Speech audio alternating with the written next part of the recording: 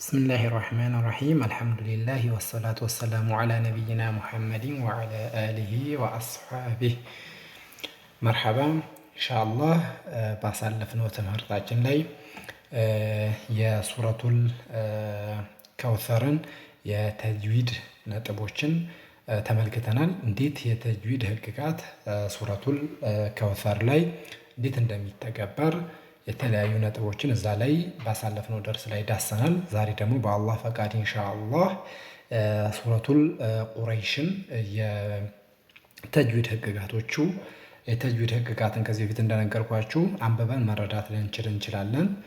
ሰው ነግሮን አስተምሮን ተስተምረን ልናውቅ እንችላለን። ነገር ግን ከባዱ የሚከብደው ከ90% በላዩ ያን የተማርነውን ነገር ቁርአን ላይ አፕላይ ስናደርገው እንዴት ትክክል ሊሆን ይችላለሁ?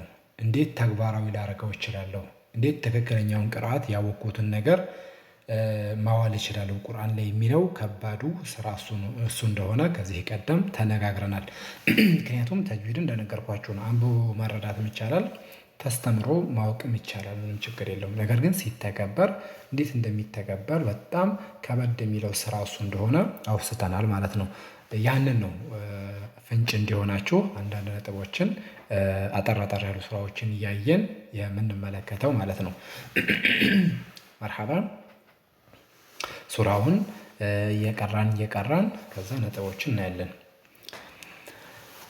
አዑዙ ቢላሂ ሚነሽ ሸይጧኒር ረጂም ቢስሚላሂር ረሕማኒር ረሒም። አሁን ሱራውን እንቀራዋለን ማለት ነው። ሊኢላፊ ቁረይሽ። አሁን እዚህ ቦታ ላይ ተመልከቱ። ትንሽ ቆየት ብያለሁ አይደለ? ሊኢላፊ ቁረይሽ አይባልም ማለት ነው። ለምን? እዚህ ቦታ ላይ ያለችዋ ይህችኛዋ ያ ሐምዛውን ከስር ያለውን ይሄኛውን ተስበዋለች። ስለዚህ ሊኢ ትንሽ ሳፕ ሊኢ ሳፕ እናደርገዋለን። ይሄ ከከስራ ፊደል በኋላ ያ ከመጣች መሳቢያ ትሆናለች። መደ ጠቢዕ ይባላልና ሳፕ እናደርገዋለን። ሊኢ ሳፕ ሁለት ሐረካ ያህል ማለት ነው። ሐረካ ማለት ምን ማለት እንደሆነ ከዚህ ቀደም እንዴት እንደሚታወቅ ራሱን የቻለ ትምህርት እንደሆነ እዚህ ቦታ ላይ አሁን ብነግራችሁ ማወሳሰብ ይሆንብኛል። ስትማሩ ቁጭ ብላችሁ ቁርአን ስትቀሩ በሚመጥንላችሁ ሰው ይህም በሚያውቁላችሁ ሰው ሲሆን ጥሩ ለውጥ ማምጣት ትችላላችሁ። አለበለዚያ ዝም ብላችሁ የምትቀሩ ከሆነ መመጠን ማይችል ሰው ከሆነ ያው መመጠኑን ላይቀራላችሁ ይችላል ማለት ነው። ጠይብ ስለዚህ ሊኢ ሁለት ሐረካ ያህል ሳብ እናረጋታለን ሐምዛይቷን። ከዛ ምን አልኩኝ? ላ ብዬ ደግሞ ሳብኩኝ። ለምንድን ነው ላ ብዬ ሳብኩት? እዚች ጋር የምታዩት ትንሿ አሊፍ ከላም ቀጥሎ ትንሿ አሊፍ እዚህ ቦታ ላይ አሁን ምልክት ያረኩባት ላይ እሷ ስላለች ምን አልኩኝ? ላ ለነበረ ግን ላ አፌ እንድከፍትና ላ ዘመድ እንዳረገው እንድስበው ያደረገኝ እዛ ቦታ ላይ ከላም በኋላ ያቺ ትንሿ አሊፍ ስለመጣች ነው። አሊፌቷ ደግሞ ተግባሯ ስራዋ እዛ ቦታ የተገኘችበት ላምን ለመሳብ ነው። ራሷ አትነበብም። ስለዚህ ላምን ላ እየስብበታለሁ። ስለዚህ ሊኢላፊ እንደዚህ ማለት ነው።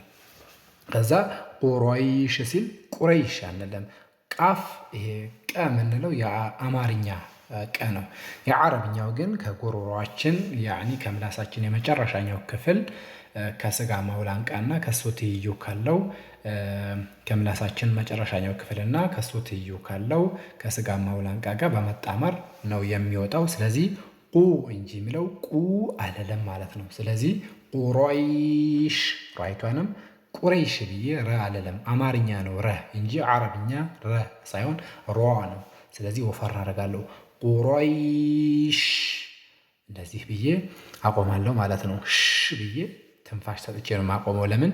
ሺን ሐምስ የሚባል ባህሪ ተፈሽ የሚባል ባህሪ ያላትና ያን ባህሪዋን ተግባራዊ ለማድረግ ሽ ብዬ አቆማለሁኝ ማለት ነው። ጠይብ ስለዚህ ሊኢላፊ ቁረይሽ እዚህ ቦታ ላይ ትንሽ የቆየሁት ቁረይ ብዬ የቆየሁት መዱል ሊን ስለሆነ ነው። ትንሽ እንደ መደ ጠቢዕ ያዝ ብዬ የቆየሁት ለዛ ነው። ከዚያ በኋላ ደግሞ ወደ ቀጣዩ ስንመጣ እዚህች ቦታ ደግሞ ኢላፊሂም ሪሕለተ ሽታኢ ወሶይፍ። አሁን ደግሞ እንመልከት። ኢ ብዬ ቆየውኝ። ለምን እዚች ቦታ ላይ ያለችዋ ይህችኛዋ ምልክት ትንሿ ያ ትባላለች። ያ ሰጊራ ትባላለች። እቺ ምልክት ከሀምዛ በኋላ ያለችዋ ማለት ነው። ስለዚህ ምን ማለት ነው?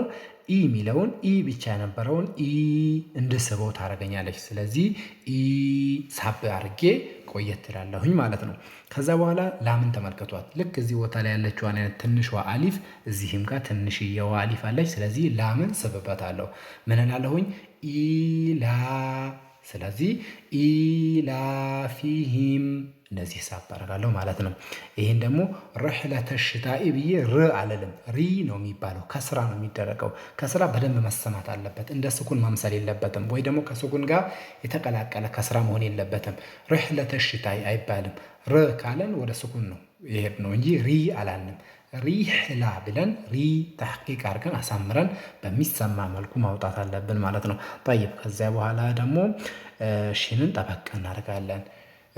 ሪሕለተሽ አያችሁ፣ ጠበቅ አድርገን እንይዛለን ሸድ ስላላት። ከዛ ይህን ደግሞ እንስባለን እንጂ ሳንስብ አናልፈም። ሽታኢ ብለን አናልፈም፣ ግዴታ መሳብ ስላለበት። ይሄ ሚሳብ ነው ግዴታ። መዱ ሙታሲል ስለሆነ መዱና ሀምዛው ያለበት ቃል እንደ አንድ ቃል ስለሆነ ባለፈው ሙንፈሲል ያልኳችሁ የተለያየ ስለነበረ ነው። ይሄ ግን መዱ ሙታሲል ይባላል።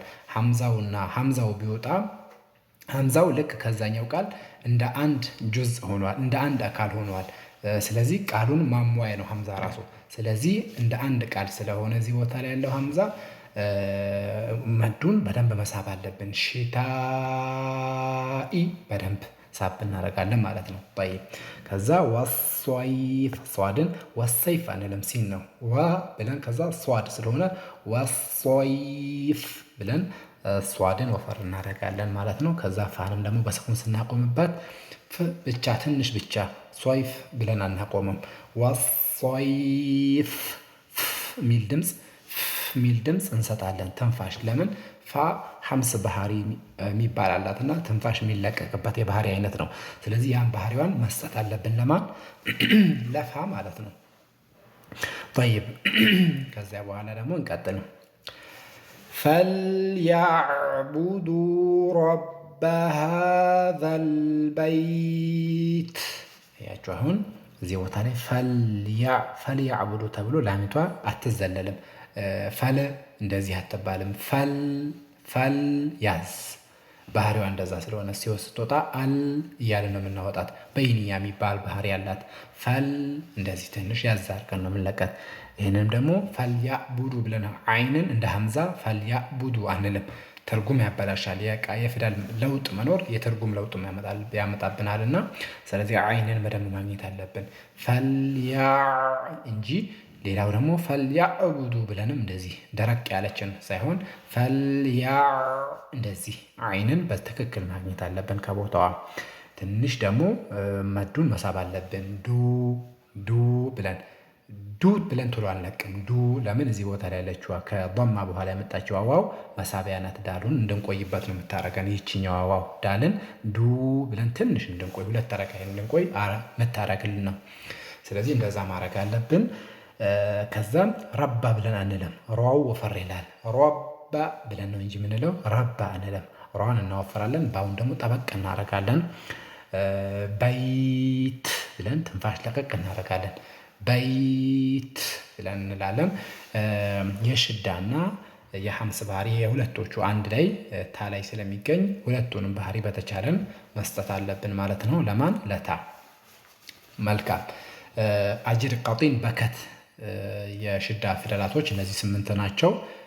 ፈሐተሁ ሸኽሱን ሰከትም ደግሞ ብለን ስንል የሐምስ ፊደላቶች 10 ናቸው።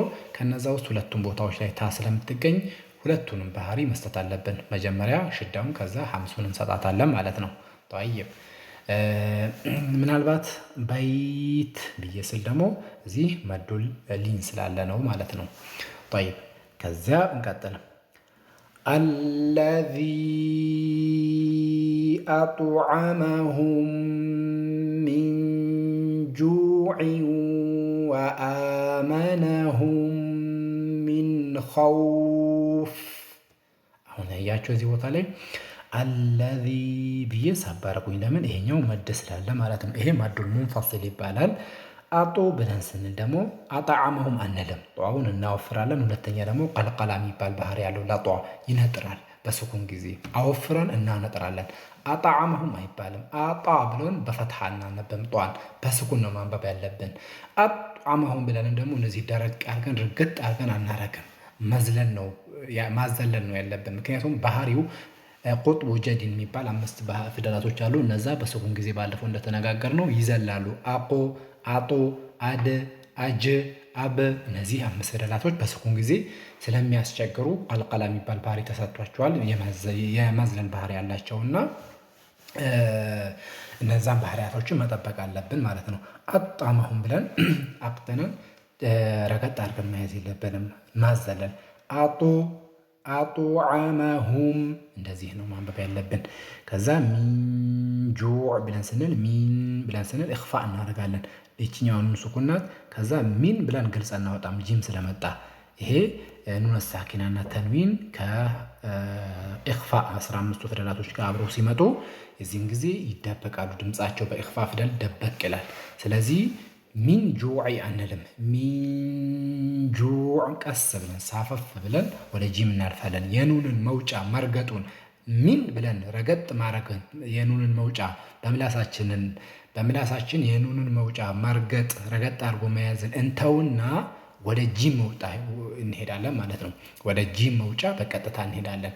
የኑንን መውጫ መርገጫ ቦታውን የሚረገጠውን ቦታ ተብሎ የሚያዘውን ቦታ በምላስ ያንን ሳንረግጠው ረገጥ አድርገን ሳንይዘው ቦታው ላይ ሳንደርስ ተንሳፈን ወደ ጂም እንሄዳለን ማለት ነው። ስለዚህ በዚህ መልኩ እናነባለን። ይሄንን ዋአ ብለን እንስባለን። ምክንያቱም ሀምዛውን ይሄ አሊፍ ስለሚስበው ወአመነሁም። ከዛ ሁም ሁለቱ ሚሞች አይነበቡም፣ እንደ አንድ ነው የሚጨፈለቁት።